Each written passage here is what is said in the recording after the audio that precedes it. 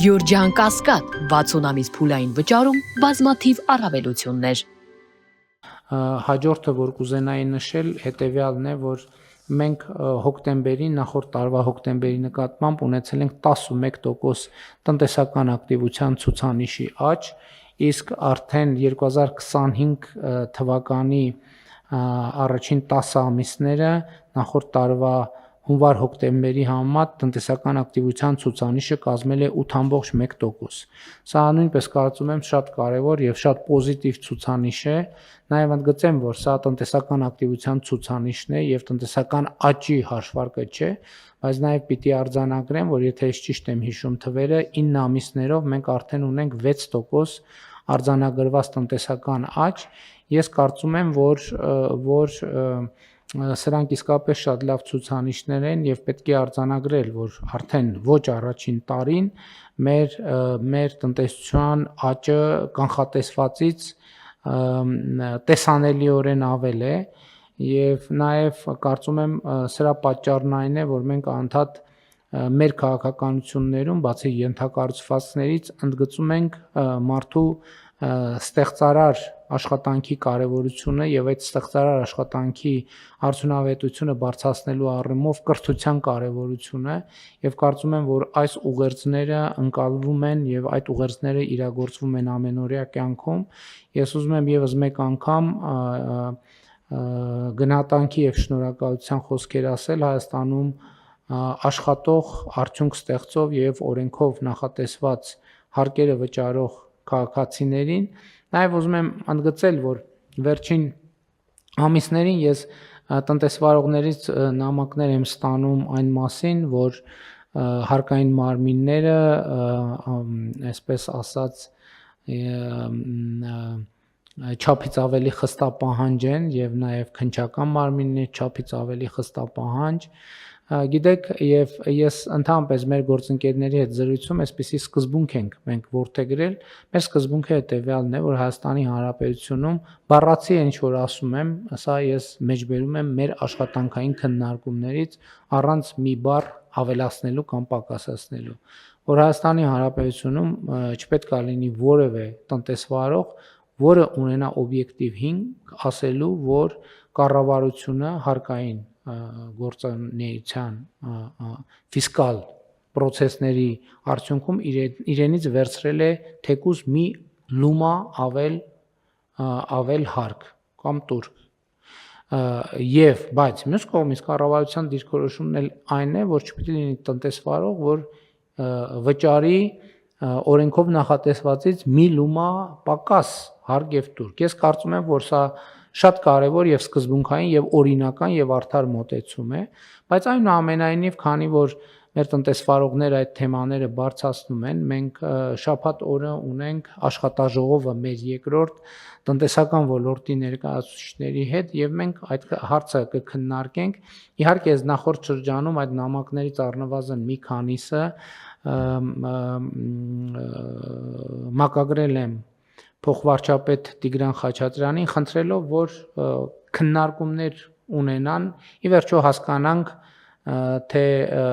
որ փաստարկն է, որ փաստարկն է արդարացի եւ որ փաստարկը ոչ այդքան, եւ մենք ըստ էության շաբաթ օրը կամփոփենք այդ քննարկումների արդյունքները, կլսենք փոխվարչապետին, որպեսզի գանք եզրակացություններ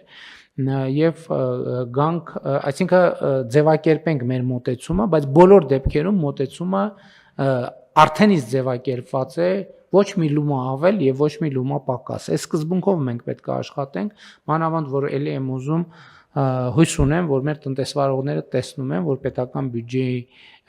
միջոցները ինչ ուղղություններով են ծախսվում, ինչ նպատակներով են ծախսվում եւ միջալոց նաեւ քաղաքացիներին է վերաբերվում, որովհետեւ մենք անդադ խոսում ենք բարեկեցություններից, սոցիալական վճարներից եւ այլն։ Կներեք, բայց մեր վիճակագրության ոչ կոմիտեն, ոչ էլ որևէ այլ մարմին մեզ չի ասում։ Իսկ այս process-ների արդյունքում, օրինակ Հայաստանի Հանրապետության քաղաքացիները քանի միլիարդ դրամ են խնայել, որ իրենց մեքենաները ջարդուփշուր չի եղել եւ նրանք չեն տարել տարբեր տեղերում նորոգման հավելյալ նորոգումների եւ այլն եւ այդպես շարունակ։ Ես ուզում եմ հանգստացնել բոլոր նրանց, ովքեր մտածում են, թե այս քաղաքականության արդյունքում ընդհանրավար արեստավորների բարեկեցության աստիճանը պակասել է, ոչ չի պակասել, որովհետև այդ ընթացքում մեքենաների թիվը այնքան է ավելացել, որ ընդհանրավար եւ մյուս արհեստավորները հաստատ ունեն շատ ավելի մեծ աշխատանք, քան նախկինում ունեցել են եւ այս առումով կարծում եմ, որ ես նկատում եմ այս ոչ մի հաշվարկի մեջ չկա։ Եվ ոչ մեկ էլ չի հաշվում, ոչ ես էլ ճիշտն ասած որ մեքենա է վարում եւ անձնական օգտագործման մեքենա ունեի, չի կարող հիշել, թե նախորդող շրջանում ես ինչքան եմ ծախսել իմիջիայլոց անկանխիկը սրա համար է լավ, որ պետք է լինի հետագայում իմանանք, թե մեքենայի նորոգման համար ինչքան ենք ծախսել, որը հիմա այլևս չենք ծախսում։ Նկատի ունեմ, այս տնտեսական ցուցանիշները լավատեսական են եւ մենք հետեւողական հանգիստ մեր քաղաքականություններով պետք է առաջ շարժվենք, իհարկե նաև այդ ընթացքում լսելով քննադատությունները, տեսնելով մեր թերությունները, ուղղելով մեր թերությունները եւ այդպես շարունակ։ Պարոն Պապայան, տնտեսական իրավիճակի հետ կապված ունեք մեկնաբանություն։ Շնորհակալություն, պարոն վարչապետ։ Մենք բնականաբար ամբողջ ծավալով շարունակում ենք իրականացնել կառավարության այն տնտեսական ծրագրերը, որոնք որ միտված են կայուն երկարաժամկետ տնտեսական աճի ապահովմանը եւ այստեղ ես ուզում եմ եւս մեկ շերտ avելացնել, մեր քաղաքականությունների արդյունքում էականորեն բարելավվել է արտադրողականությունը մեր երկրում, որը ըստ էության արտադրողականության բարձրացման էլի երկու հիմնական ճանապարհ կա։ Մեկը տեխնոլոգիաներն են, մյուսը կրթությունն է։ Եվ եթե կրթության մեջ կատարվող ներդրումները արտադրողականության վրա երկարաժամկետում են իրենց արդյունքը ցույց տալու, որովհետև այսօր լավ դպրոց գնացած երեխան 10 տարի հետո նոր կկարողանա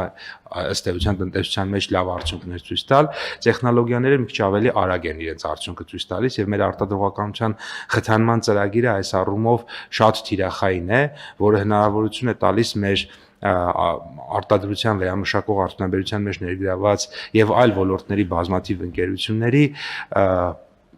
մեծ ներդրումներ իրականացնել կառավարության աջակցությամբ։ Ես նկատի ունեմ, երբ որ մենք վարկերի տոկոսադրույքներն ենք սուբսիդավորում, լիզինգի տոկոսադրույքներն ենք սուբսիդավորում եւ սա մեծ ու պահանջված ծրագիր է եւ սա եւս իմ կարծիքով կարեւոր հիմք է կայուն երկարաժամկետում կայուն տնտեսական աճ ապահովելու եւ պարոն վարչապետ, ձեր թույլտվությամբ եւս մեկ շերտի անդրադառնամ, դուք աշխատատեղերի մասին խոսեցիք եւ նախորդիվ էլ երբ որ մենք քննարկում ենք ես սրա մասին էլի խոսել եմ, մենք ոչ միայն ունենք աշխատատեղերի աճ բացարձակապ թվով, այլ նաև որակական փոփոխություն ունենք, ինչ նկատի ունեմ, օրինակ 2 միլիոն եւ 2 միլիոն դրամից ավել աշխատավարձ ստացող մարդկանց թիվը անցած տարվա հոկտեմբերի համեմատ 1338-ով ավել է 12556-ով կամ 14.3%-ով ավել է 500,000-ից 2 միլիոն աշխատավարձ ստացող մարդկանց թիվը անցած տարվա համեմատ 150,000-ից 500,000 դրամ ստացող մարդկանց թիվը ավել է 24684-ով կամ 7.8%-ով եւ դրան հակառակ պակասել է, չնայած այն հանգամանքին, որ երկրում 31,000 նոր աշխատատեղ է ստեղծվել, 7655-ով պակասել է մինչև 150,000 դրամ աշխատավարձ ստացող մարդկանց թիվը, այսինքն 150 մինչև 150,000 դրամ ստացողները տեղափոխվել են 150-ից վերև եւ այսպես շարունակ։ Սա շատ կարեւոր է նաեւ հենց այդ համատեքստում, որովհետեւ երբ որ մենք երկարաժամկետ ներդրումներ ենք կատարում, ես նկատի ունեմ ինֆրաստրուկտուրաներ ենք ստեղծում, ճանապարհներ, մանկապարտեզներ, դպրոցներ եւ այլն եւ տեխնոլոգիաներում ներդրումներ են անում, սրանք ոչ միայն բացարձակ փոփոխություններ են բերում, այլ նաեւ երկարաժամկետում մեզ հնարավորություն են տալիս ավելի որակյալ աշխատատեղեր եւ ավելի կայուն աշխատատեղեր ունենալ։ Պապան, ես կարող եմ առնվազն մասնակի բացատրել, թե ինչու է ցածր սեգմենտով աշխատավարձի ցածր սեգմենտում աշխատողներ տեղափոխվել կամ այդ թիվը ինչու է շարժվել։ Մի քանի պատճառներով։ Օրինակ, համընդհանուր հայտարարագրման համակարգը, որը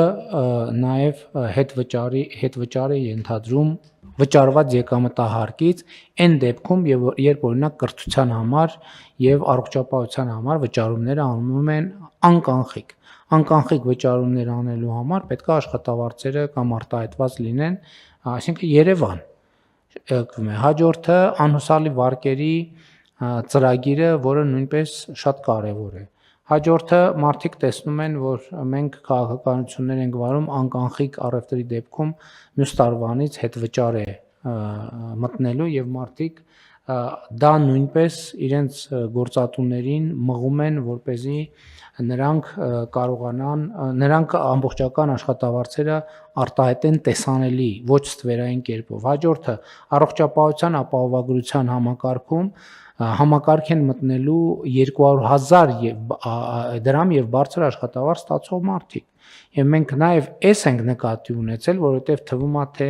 սոցիալական առումով սխալ քաղաքականություն կարող է դիտվել, որ 200,000 եւ ոչ թե 150,000, բայց մեր կանխավարկածն է, որ 150,000 դրամի սեգմենտում աշխատող բազմաթիվ աշխատողներ նաև աշխատավարձի ստվերային հատված ունեն եւ առողջապահության ապահովագրություն ստանալու բնական եւ մեր կողմից ողջունելի ցանկությունը նաև աշխատողներին մղում է, որպեսզի նրանք էլ իրենց հերթին գործատուներին մղեն, որպեսզի աշխատավարձերը արտացոլվի։ Բայց ձեր խոսքից մի դիտարկում շատ կարևոր է, որ մենք կրթվելը տենց բանի չվերապահենք միայն երեխաներին, որովհետև կրթություն ասելով այդ ֆունդամենտալ սխալ է, կրթություն ասելով հասկանում ենք մանկապարտեզ, դպրոց, բու։ Ոչ, այդ նույն տնտեսվարողը կարող է ուղղակի նոր հրատարակված գիրք կարդալ կամ հին հրատարակված կամ շատ հին հրատարակված գզրոցներում փոշոտած գիրք գտնել կարդալ, էլ չեմ ասում հիմա ժամանակակից աշխարհը հնարավորություն է տալիս համացանցի միջոցով հեռավար կրթության բազմաթիվ հնարավորություններ է տալիս, ընդ որում այդ թվում կրթական ծառայությունների մատուցման, բայց գիտեք հիմա ոդկասթներ ռեժիմով այնքան բաներ կան, այնքան նյութեր կան, եւ որտեղ մարդիկ իրենց փորձն են պատմում, իրանց սխալների եւ հաջողությունների մասին են պատմում եւ կրթության հնարավորությունները անսահմանափակ են 21-րդ դարում, ել չեմ ասում վերապատրաստումների եւ այլ ծրագրերը, այնպես որ էզուտ մեր քաղաքական խոսույթի եւ լեզվամտածողության առումով մենք պետքա սա ընդգծենք։ Շատ լավ, հարգելի գործընկերներ, համեցեք։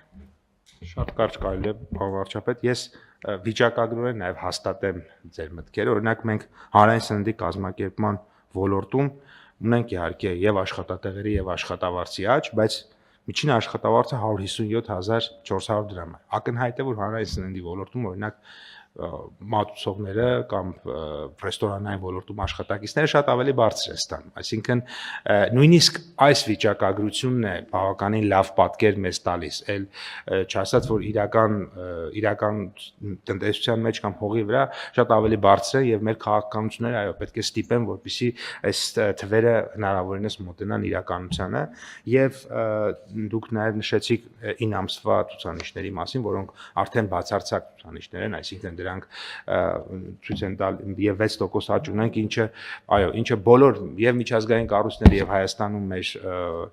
մեր երկրում մասնագիտացված կառույցները շատ ավելի ցածր տնտեսական աճ են կանխատեսում եւ ուզում եմ նշել, որ բոլոր ուղղություններով մենք աճ ունենք, այդտեղ արդյունաբերությունում մի փոքր 1%-ի կարգի նվազում ունենք, բայց տարեսկզբին շատ ավելի մեծ էր այդ նվազումը եւ հիմա գնալով մենք այդ տարբերությունը փոքրացնում ենք, որը հիմնականում պայմանավորված էր 24 թվականին այդ շատ մեծ ծավալով ոսկու ուրեմն վերամշակման գործընթացով։ Դե հիմա էլ այսօրվա 11%-ն էլ պետք է նայենք ինչ առնչություն ունի այդ թեմայի հետ, բայց ընդհանուր առմամբ դրանով թե առանց դրա 9 ամսվա 6% աճը արդեն մեր բոլոր կանխատեսումներից եւ ոչ միայն մեր կանխատեսումներից բարձր է եւ ակնհայտ է, որ դա չի նվազի։ Եվ ակնհայտ է, որ դա մեծ հավանականություն կա, որ կաճի։ Հույս ունեմ, բայց էդ էլ ասեմ, որ մենք պետքա ի վերջո տենց կայուն մեր պոտենցիալին մոտիկ աճի ուղեցիրը մեզ համար լինի նպատակային, որովհետև գիտեք մի հատ ուրիշ խնդրեմ ենք մենք հանդիպում, երբ որ մեր պոտենցիալից, ինչպես տնտեսագետներն են ասում, ավելաճ ենք ունենում, դա գնաճային երևույթների է որոշակի հանգեցնում շատ հաճախ, ինչը միշտ չի, որ բնականաբար գնաճը երբեք ցանկալի չի, դրա համար այս 6 հույս ունենք նաև այս ընթացքում ոչ թե հույս ունենք, այլ մեր տնտեսական աճի պոտենցիալն էլ է ավելացել, դա էլ է շատ կարևոր եւ մենք սենց ավելի շատ պետքա այլևս տենց ապացուցողական տնտեսական աճ մեզ պետք չի, մեզ պետքա ուղղակի կայուն, առօրյա, ասենք տնտեսական աճը պետքա դառնա մեր կյանքի մի հատ սովորական անբաժանելի մաս, որ գա մի պահ, որ սկի առանձնապես կառավարության նիստում չանդրադառնանք էլ, որովհետեւ այլ այտենց ոչ մի նորություն չկա, համեց Շատ կարճ այսօրվա անորոշությունների պայմաններում 6% տնտեսական աճը աշխարհում համարվում է բարձր լավ ցուցանիշ ու երբ որ մենք նայում ենք նաև ցուցանիշները տարբեր երկրների, դա լավագույնների մեջ է վերին հատվածում գտնվող եւ աշխարհի միջին աճից շատ ավելի բարձր աճ է։ Այդ տերմինն էլ է պետք է բարձրանա երկու անգամ ինձ մղեցիք դրացուցիչ մեկնաբանությամբ, որ այդ ընդունված բան է, իհարկե, որ ասում են այսօրվա անորոշությունների պայմաններում։ Այդ անորոշությունը մենք չենք էլ նկատում, այդ անորոշություն այսօր էլ կար, եկել կար, վաղն էլ ալնելու 10 տարի առաջ էլ կար, 20 տարի առաջ էլ կար, 30 տարի առաջ էլ կար, 30 տարի հետո ալնելու։ Խնդիրն է այդ անորոշությունների պայմաններում որոշել, իսկ ինչ ենք մենք անում։ Այդ անորոշությունը հիմա լավ լուրն է նա, որ այդ անորոշությունների պայմաններում մենք որոշել ենք ինչ ենք անում եւ հետեւաբար դա է շատ կարեւոր նախադրյալը, որ այդ անորոշությունները մեր վրա կունենան կառավարելի կամ նվազագույն ազդեցություն։ Համեցեք